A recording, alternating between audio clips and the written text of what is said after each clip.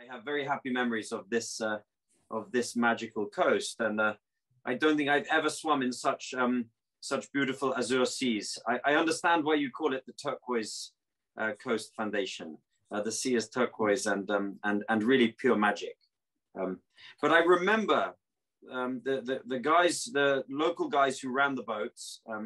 They spend the winter with the large shipping container boats, and they spend the winter the summer on these smaller tourist boats.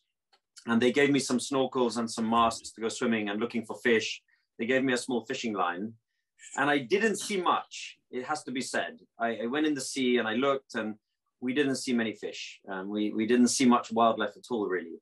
And he was in his late 60s, the captain of the boat, and he told me that when he was a boy, the sea was boiling with fish.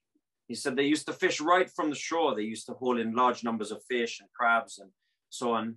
And he said the skies were full of seabirds, and that a significant decline in nature and wildlife has occurred, like everywhere. Our country here in England is one of the most nature depleted countries on earth. You know, we've lost so much, and I think most people haven't noticed. You know, it's a gradual change, and most people don't notice quite how much they've lost until you meet someone who's old, or you read the diaries of someone who lived a long time ago, and you hear the descriptions of what nature used to be like, and then we realize how much we've lost. And the opportunity is immense because nature recovers very fast. You know, what I've come to understand is that if you give it a bit of space, the recovery of nature can be very, very rapid, very dramatic. Marine protected areas in the Mediterranean have shown an explosion of life. Here in the UK, we have a movement which we call rewilding. And in the places where rewilding is taking place, you have an unbelievable recovery of nature. There's one friend of mine who has who actually is involved in a foundation, one of our conservation collective foundations in the Argolic Gulf. But here in England has rewilded an intensive farm of 3,000 acres. And there was nothing there, no birds, no flowers, no nothing 20 years ago, 15 years ago. This place now has the highest concentration of breeding songbirds of any place in Britain. So the recovery of nature can be dramatic. So I guess let me explain the concept of the conservation collective. Most people don't give their money for nature recovery. In fact, the latest figures, about 3% of all philanthropic donations in the world are directed towards environment and nature recovery. People give their money to art galleries and understandably to hospitals, to schools. But for environment, it's just 2 or 3% of total philanthropic giving. And we tried to figure out why that is. Why don't people give their money for this, especially when the change can be so dramatic, and especially given the environment is at the heart of all other issues. You know, environmental degradation goes hand in hand with poverty and suffering of humans. We figure that a lot of these, the reason why people don't give to the environment is because the issues seem very abstract. You talk to people about global climate change or the disappearing Amazon rainforest, and they think, I will focus on my own home. I will focus on the place where I live. This is too big for me. Excuse me for 1 second.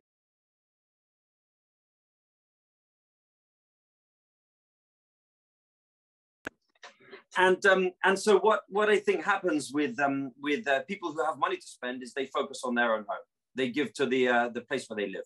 And so the Conservation Collective is about making it possible for people to give money to environmental recovery in the place that they love. You know, human beings have a strong connection with their place.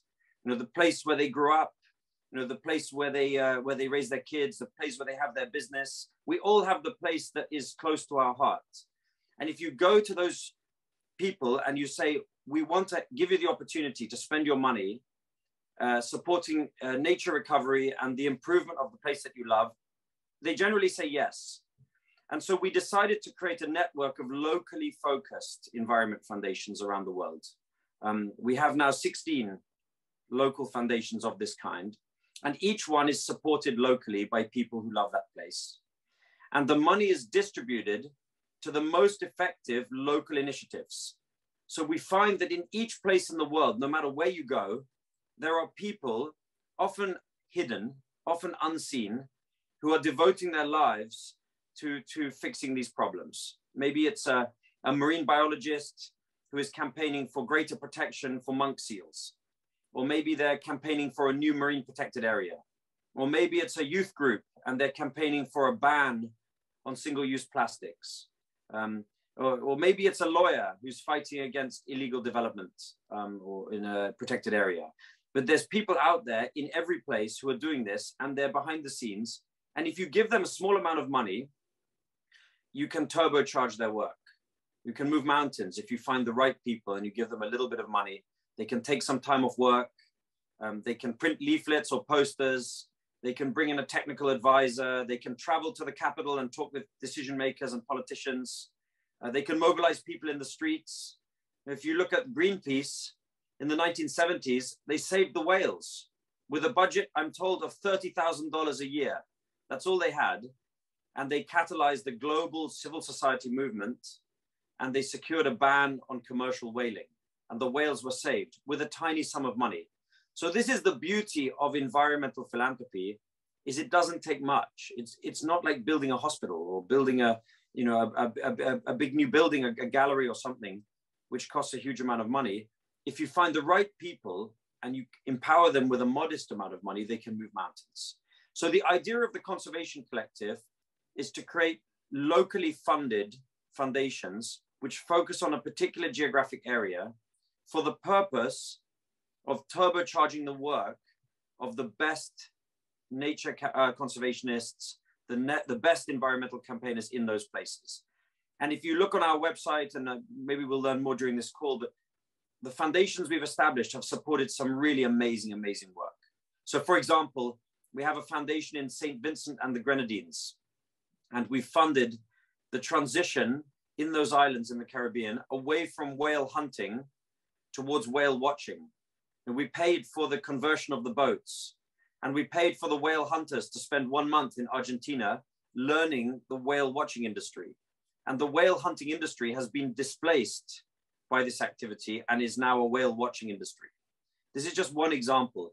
In the Balearic Seas, we funded a coalition which has secured a ban, a permanent ban on the drilling for oil and gas in the islands of Ibiza, Mallorca, and Menorca.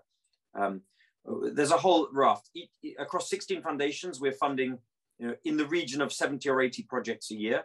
And the list is very, very exciting. And so our aim here is to establish a foundation in the Aegean coast of Turkey.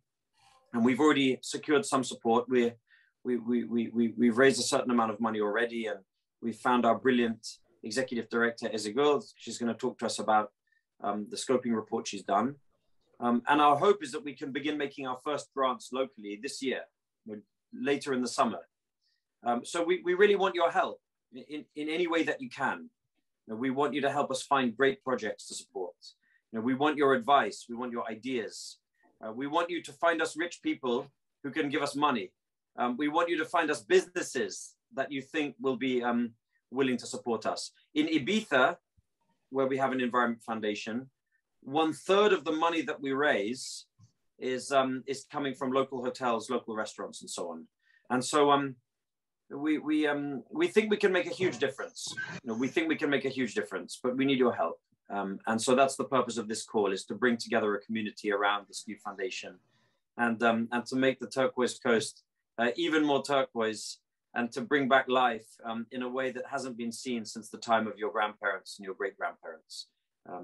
So perhaps with that, Jade. Thank you, Ben. Thank you. Thank you.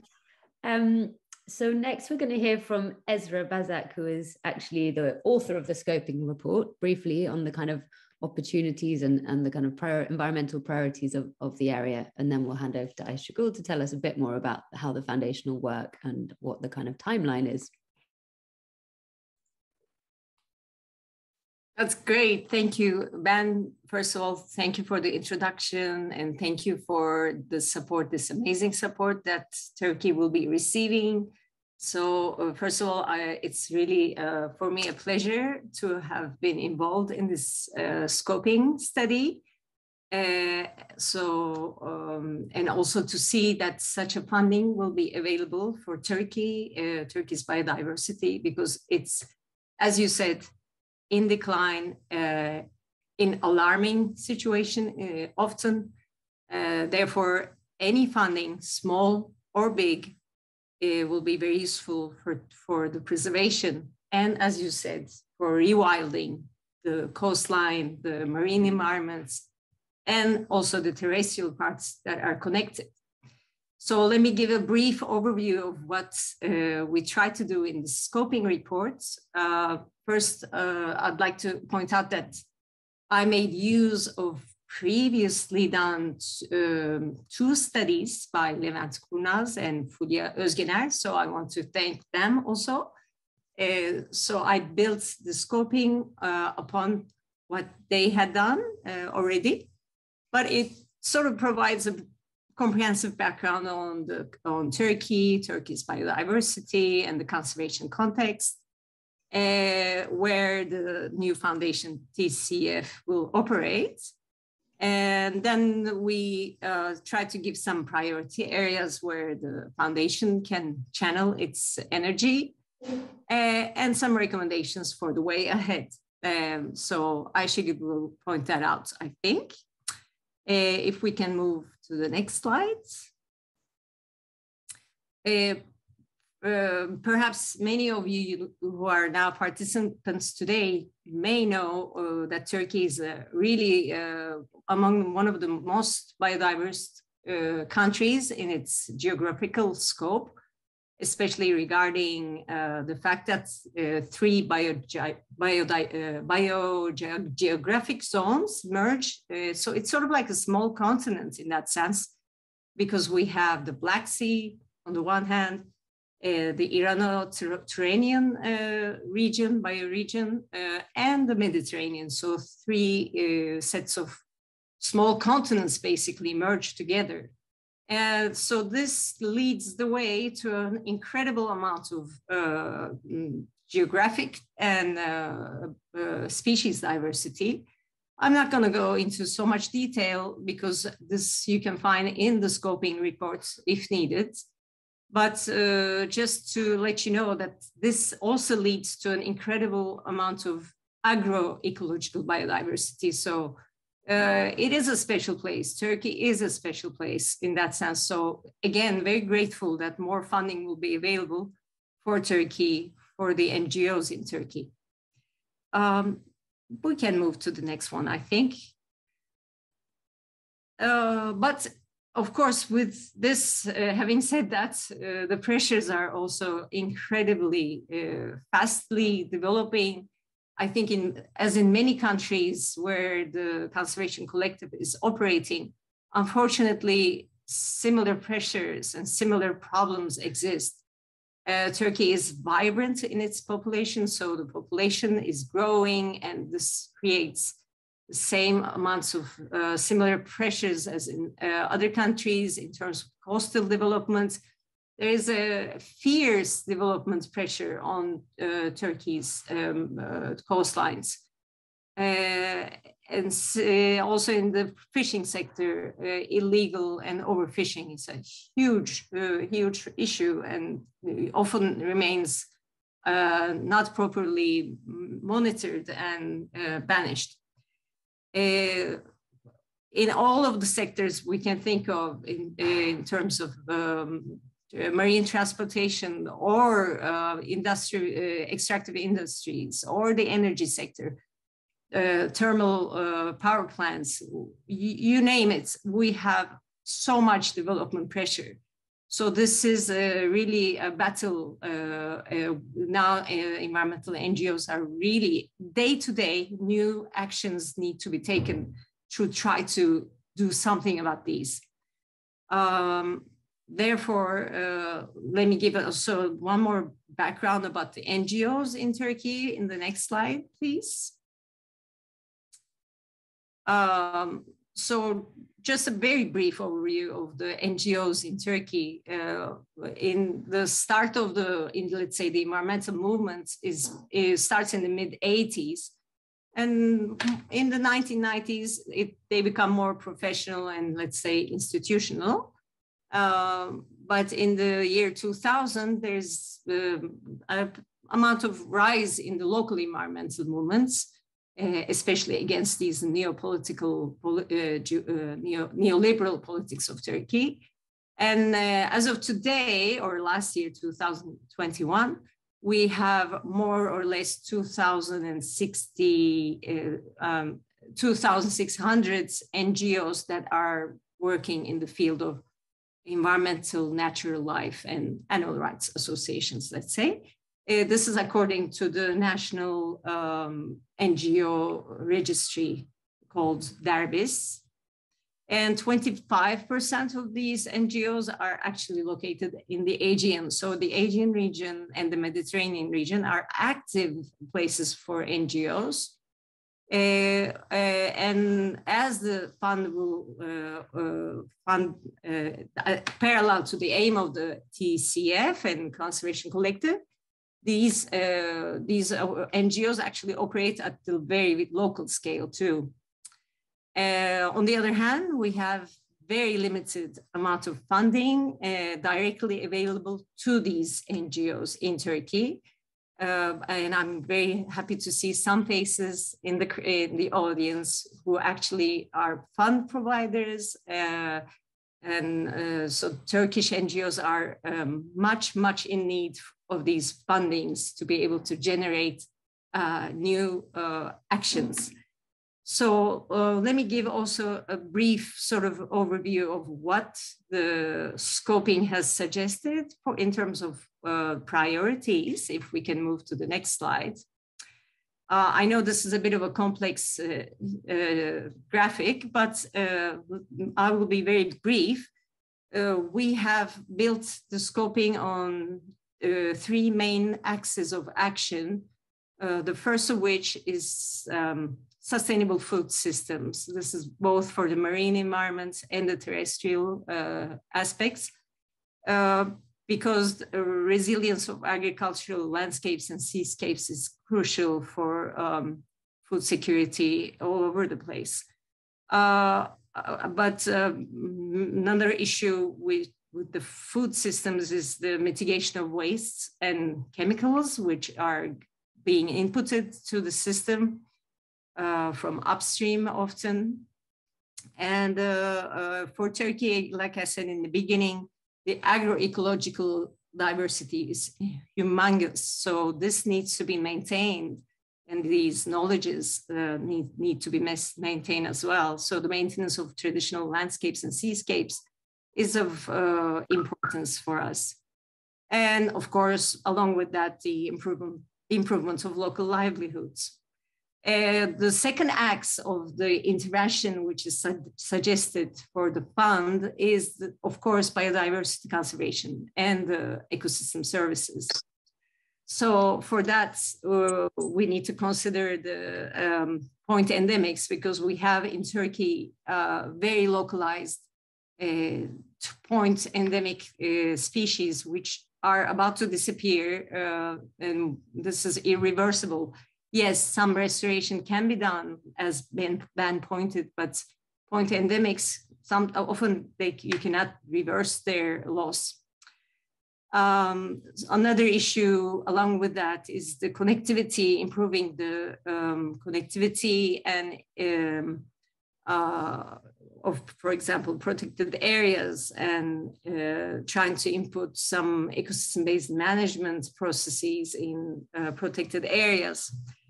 And finally, restoration and rehabilitation at ecosystem level for these systems. The third axis of what the scoping has suggested as an intervention area is actually the empowerment of the NGOs, because indeed the Conservation Collective will fund NGOs, but many times local NGOs don't have the capacity to even write a project proposal or do a campaign, whatnot. Therefore, the third axis will be about these empowerment of NGOs. And then on the sort of cross-cutting side, we have suggested a number of topics which the fund can help build, which is about lack of scientific knowledge base or climate change issues, freshwater. These are all types of main themes that the fund can provide to collectively to these to the three pillars, let's say.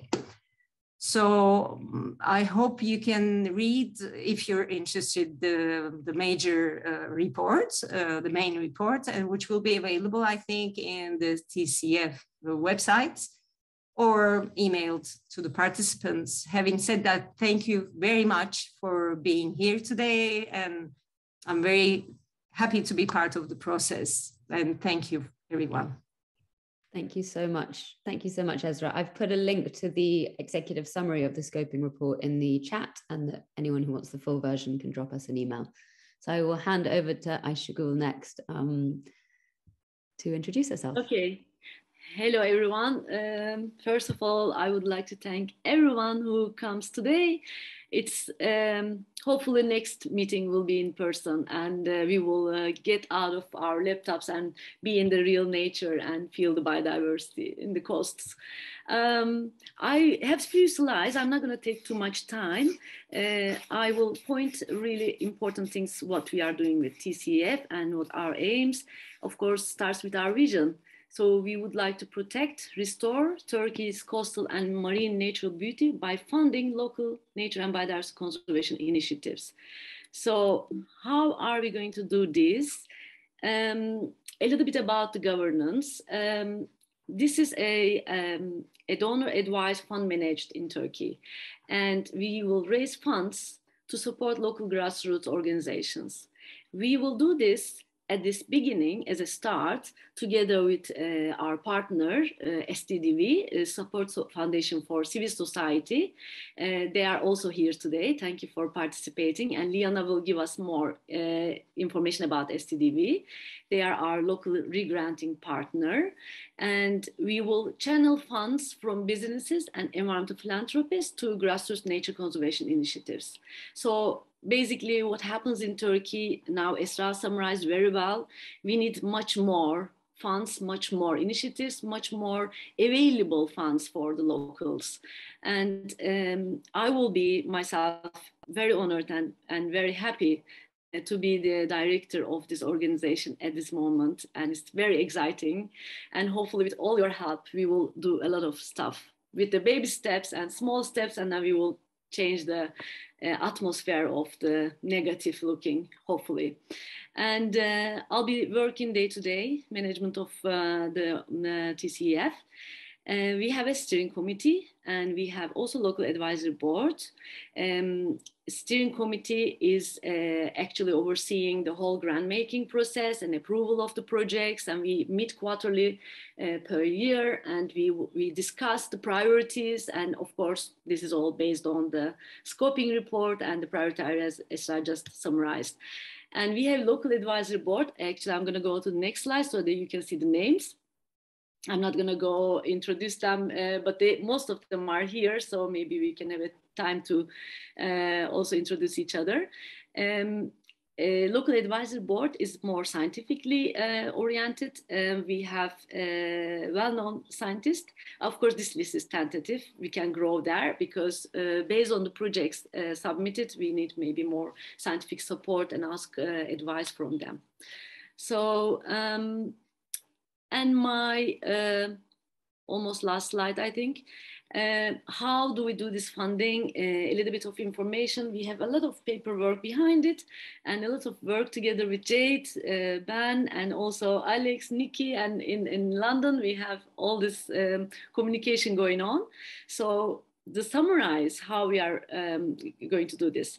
We focus on the region, southern and western coast of Turkey. We set specifically not just Aegean and Mediterranean. We want to we don't want to exclude important parts maybe in Marmara, because the problems last year happened, and there are islands around there, Gökçeada, Bozcaada, and below. So it goes all the way to the East Mediterranean. So we just want to make sure that this region is covered. And some important local initiatives are getting support. Who we are looking for is the local non-profit organizations, but also non-local, but credible, connected to local grassroots, working with them and knowing the issues and friends with them, so knows the insights of the problems. And so we are more flexible on that. And as identified in the scoping study, we have the key priority areas. We have this basic criteria that it has to be on these 3 pillars, and of course the cross-cutting issues that are mentioned in the report. It should be clear, impactful, and highly visible projects. These are much more like really on-ground projects we are talking about. We have a lot of examples on our website. In the email, I put the link on the Conservation Collective. Please check, because in the last meeting in Ibiza, we learned a lot about how many projects can make this impactful results and the solutions to the local problems. And a little bit of a timeline, because we are all starting, everything is new. So we are still raising funds and we are growing, but we want to start as soon as possible because everything is really urgent at the moment. So right now I'm looking in front of me from my family house to the wetlands in Tuzla, and it's a flamingo breeding site, and it's so beautiful place, but really no protection still, and many local activists working there. So anyways, we want to start early this summer, and we want to open the calls mid-June, and we would like to do the screening process by mid-July, and then we would like to get an approval from our steering committee and get advice from our boards by the end of July. The amount at this moment between 20,000 to 40,000, but more funds will be available in time, and we will make the start 2 times a year, but these are not the time that are set. It's really like depending on the growing the funds and making the funds available more for the projects. And thank you very much, and hopefully we will work together and grow more. I didn't mention too much about myself, but I think most of you know me, and you can also check my name on Google. Google me. Thank you so much. Thank you so much, Ayşegül. I think Liana was going to just quickly introduce herself and SDTV as our kind of newest partner on the ground. Yes. So I'll stop sharing. Yes, good idea. Go ahead. Thank you, Jade. As Ayşegül mentioned, Support Foundation for Civil Society will be the local re-granting partner of TCF in Turkey. And as part of this partnership, we are very excited to be working with Ayşegül, TCF, and Conservation Collective to facilitate the grant-making processes in Turkey. So I just want to briefly use this opportunity to tell you a bit about what we do as the Support Foundation, which is, I think, quite similar to the model of Conservation Collective in that we act as a bridge between donors and civil society organizations. And by that, what I mean is we work with individual, corporate, and sometimes international donors to develop pools of funds and support local grassroots organizations in Turkey, working on several thematic issues ranging from gender equality to children's rights, poverty reduction to digital transformation. And we support civil society in Turkey through core grants, project granting, and capacity building opportunities. And in a nutshell, in between 2016 and 2021, we have provided a total of 11 million Turkish liras in 178 grants. These are mostly given to local grassroots organizations with an income less than 2 million Turkish liras. And we're working to distribute an additional 5 million Turkish liras in 2022 to strengthen civil society in Turkey.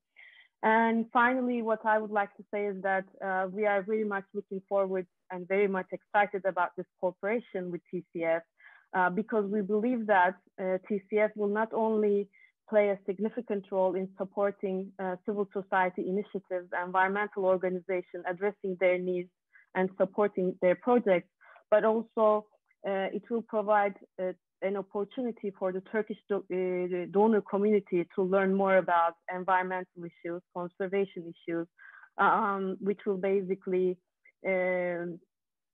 open up a new chapter for the donor community as well. So thank you, Ayşegül. Thank you, Jay. Thank you so much, Liana.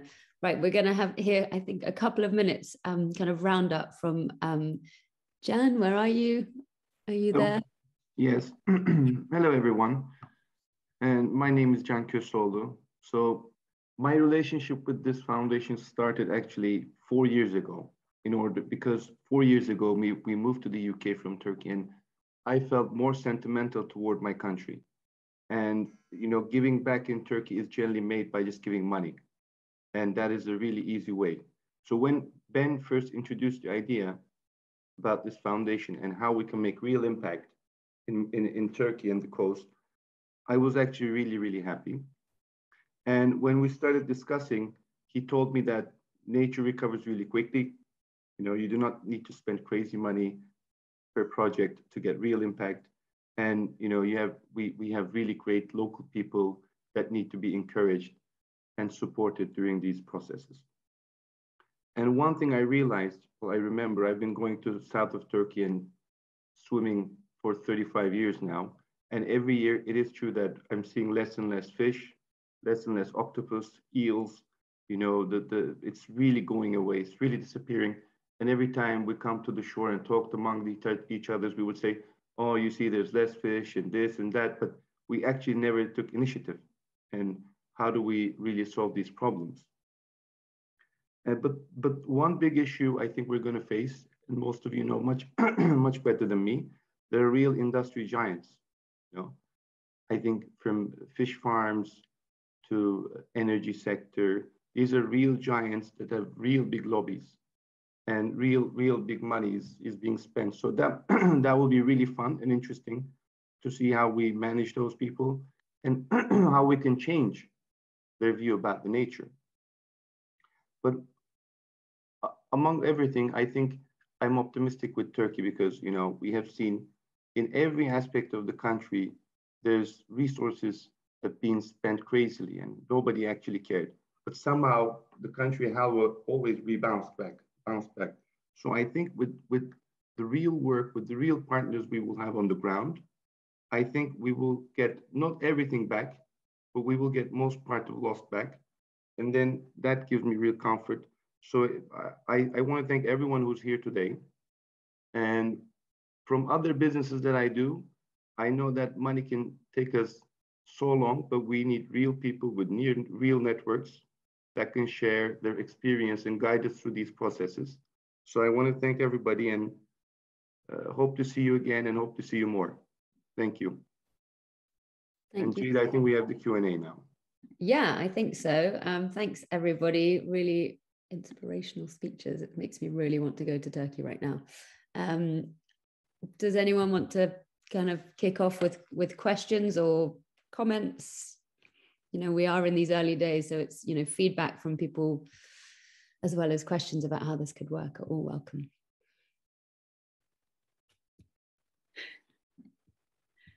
I see Ayşegül has raised her hand.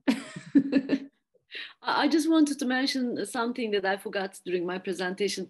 Our website will be ready soon as well. So we have all the facilities that we mentioned together with the SCDV, and everything will be available in English and in Turkish. So maybe it's a good information to give for now as well. Just thank you. Yeah, we'll send that around in a follow-up note. Anyone else? Maybe I can say one more thing also about how crucial it is, again, that this funding will okay, it's not maybe huge amounts, but eventually if the fund becomes large enough, it will probably trigger really good action, which I believe is civic action is probably more useful today in Turkey than any other type of funding that is flowing, because those other funds are usually quite bureaucratic and difficult to access for small NGOs. So hopefully we will get a lot of good donors replenishing this fund. So yes, thank you. Thanks so much, Ezra. Yeah, absolutely. Like that's one of the main things that we want to be is flexible in our funding, and that's why we're really happy to work with SDTV as well. I see someone's raised their hand. Go ahead, ask your question. As the partner of MAVA and SGP operation for the last 5 months, I would like to ask Ayşegül and Esra, what could you see the potential between those two? Thanks. Maybe I can just a little bit about, well, maybe Esra to comment later on, but just my view is that the reason that I am here now is actually because of MAVA SGP small grant program, seascapes dialogue actually.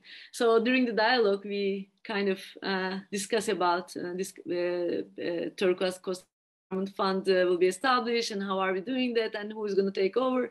So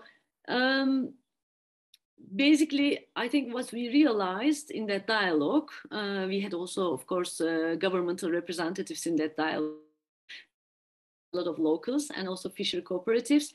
What I learned a lot that they really need more support for the small initiatives. They mentioned a lot of things that are not funded yet. And actually they are part of the big funding process sometimes. And they say like, yes, there's a EU funding project and they do something, some meetings and this and that, but like really on ground help they need, they told me in person.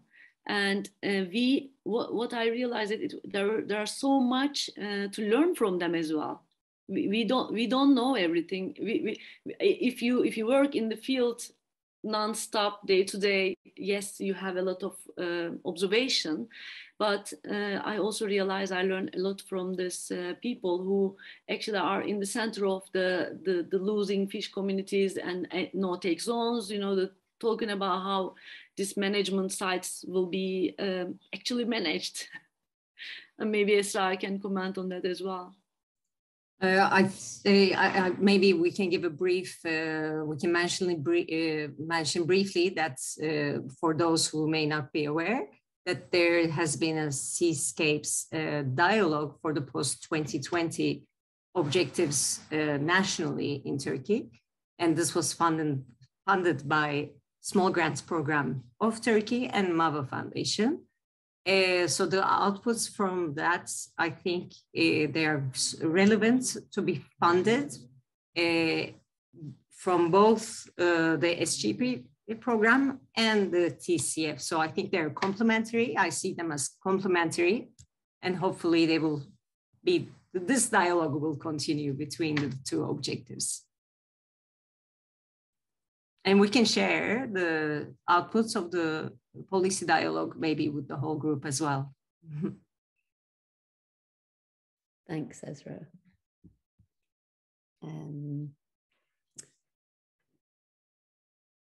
Any other questions? Someone is asking about, a couple of people in the chat are asking about the kind of projects and how to get involved. So those are really good questions. So we don't have a list of projects yet because we are brand new, but we will be launching a call for proposals, hopefully in June sometime. And that, you know, the kind of projects we're looking for is outlined in the scoping study, so we can share that around. We can also share in a follow-up to this call links to grants given by other local Mediterranean funds in the CC, so you can see the kind of grants that have been given in Cyprus, in Greece, in the Balearics. And someone has also asked, saying, what is the process if we want to contribute to the fund? My favorite question. So we will be able to take funding here in the UK through the conservation collectives, UK bank accounts in sterling and in euros. And we're also going to have be able to collect funds in Turkey through STTV, which I think is also an array of different currencies. So we will follow up with that. So we're looking for new funders. We're looking for even people to kind of come on and join the steering committee as well. We're a group of about 5 or 6 at the moment. We can kind of grow that up to 10, and then hopefully have kind of a wider group of friends of TCEF who'll support us in other ways as well as financial.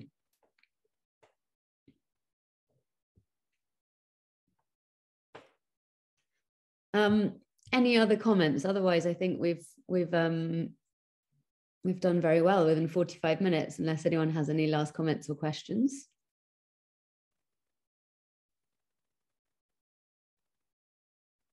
I'm going to take that as a no. Okay. Hi. My name is Nevzat Ağoğlu from the Ecological Balance Society, where all the things, all the comments are very appreciable. We have more than 8,000 kilometer coastline and very little money. So it's a crucial problem, actually. So we appreciate this initiative to raise new funds. The main problem is that local fundraising is almost negligible in my country. So we mostly use the international or national grant programs. We thank you for this effort to raise new funds, which is very necessary. Thank you all. That was a wonderful roundup for us in a good way. Thank you very much. Yes, teşekkür ederim. Brilliant. Ben, do you want to round up? And yeah, I just firstly, I'd like to just express my thanks to Jian, who some of you may be able to see. Jian Kozioglu, who's been energetically supportive of this, and this is what it takes. It takes a small number of people to be energetic about it, to introduce their friends, to spread the word, to talk about this, and just to create energy, and then it will work. We have established already 16 of these foundations in other places, and it always works. Because people derive great satisfaction from the projects that we're going to support. And they will want to do more, and they will want their friends to join them. And so we will build a donor community, which will include businesses as well as individuals, and it will grow like a snowball. I know you don't get many snowballs in Bodrum, but we're in England and we do. And they grow. If you roll them down the hill, they get bigger and bigger and bigger, and they gather snow along the way. And that's what we want. We want your help in building this movement for that coast. And we're good at it. Jade and her team are really good at this. We know how to do it. So thank you so much, everyone, for your time. And I look forward to being with you all there before too long. And I look forward to supporting some amazing projects. Excellent. Thank you, everybody. Thank you so much. Thank you. Thank you.